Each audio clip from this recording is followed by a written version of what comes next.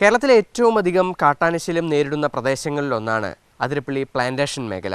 ഇവിടെ നിരവധിയായ തൊഴിലാളി ലയങ്ങളാണ് ഉള്ളത്. ഈ മേഖലയിൽ താമസിക്കുന്ന തൊഴിലാളികളുടെ ഏറ്റവും വലിയ ഒരു ആശ്വാസമെന്ന് പറയുന്നത് ഈ ഒരൊറ്റ കമ്പിയാണ്. ഈ കമ്പിയുടെ ബലത്തിലാണ് ഇവർ ഈ വീടിനകത്ത് താമസിക്കുന്നത്.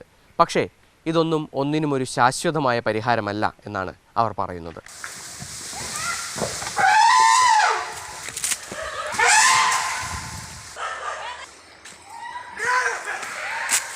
ഈ ആനക്കൂട്ടം ഇവിടെ സ്ഥിരം ഉണ്ടാവാറുള്ളത് തന്നെയാണോ? സ്ഥിരം ഉള്ളതാണ് ആനക്കൂട്ടം. അത് ചിലപ്പോൾ ഇവിടെ അല്ലെങ്കിൽ ചിലപ്പോൾ 16-ൻ്റെ ഏരിയയിൽ ഞങ്ങൾ ടാപ്പിങ് ചെയ്യാൻ പോണോടത്ത്, അല്ലെങ്കിൽ 10-ൻ്റെ ഏരിയയിൽ, അങ്ങനെ അവിടേക്ക് ഇവിടേക്കൊക്കെ മാറി ഇങ്ങനെ കൂട്ടം നടക്കും. അവർ ആ കൊമ്പില്ലേ, ആ ചില്ലകൾ, അത് ഇങ്ങോട്ട് ഒടിച്ചിട്ട് കഴിഞ്ഞാൽ ഇത് പൊട്ടി ഇങ്ങോട്ട് വന്ന് ലൈൻസിൻ്റെ അവിടെ കൊത്തി പൊളിക്കും. ഇവിടെ വരും. എന്തേ ഞങ്ങളുടെ കോഴിക്കോട് ഈ ഷെഡ് അടക്കം പൊളിച്ചു കാട്ടി വന്നതാണ്. അത് അപ്പനെ വെച്ച് കെട്ടിയതാണ് ഞങ്ങളതൊക്കെ. ഈ അർത്ഥ ഇട്ടാൽ പിന്നെ വലിയ ശല്യമില്ലാണ്ട് കുഞ്ഞുങ്ങളാണ് കടന്ന് വന്നു കഴിഞ്ഞാൽ റൂമിൽ കയറി അങ്ങനെയൊക്കെ ഉപദ്രവിക്കും.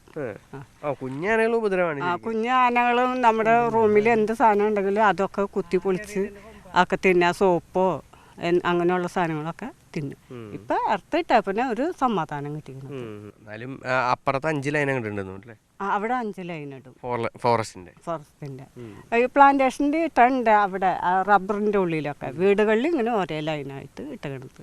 പ്ലാന്റേഷൻ മേഖലയിൽ പലയിടങ്ങളിലും ഫെൻസിങ് സ്ഥാപിച്ചിട്ടുണ്ട്. പക്ഷേ ഇത് കണ്ടില്ലേ, ഒറ്റ ലൈൻ മാത്രമാണ് ഇവിടെ ഉള്ളത്. ഇതിന് താഴെ ഒന്നും ഫെൻസിങ് ഇല്ല. ആനകൾ, ചെറിയ ആനകൾ ഇതിൻ്റെ ഉള്ളിലൂടെ ഇങ്ങോട്ടേക്ക് കടക്കും. അതിനോടൊപ്പം തന്നെ വലിയ ആനകൾ പുറകെ തന്നെ എത്തുകയും ചെയ്യും. അതോടുകൂടി ഈ ജനവാസ മേഖലകളിലേക്ക് ഈ ആനകൾ കടക്കുകയും ചെയ്യും. തൊട്ടടുത്ത്, അതായത് നമ്മൾ ഈ നിൽക്കുന്ന ഭാഗത്ത് തന്നെയാണ് ഒരു 20 മീറ്റർ മാറിയാണ് ഒരു ആനക്കൂട്ടമുള്ളത്. അതിന് ഒരു 20 മീറ്റർ മറുവശത്തായാണ് ഈ തൊഴിലാളികൾ താമസിക്കുന്ന ക്വാർട്ടേഴ്സുകളുമുള്ളത്.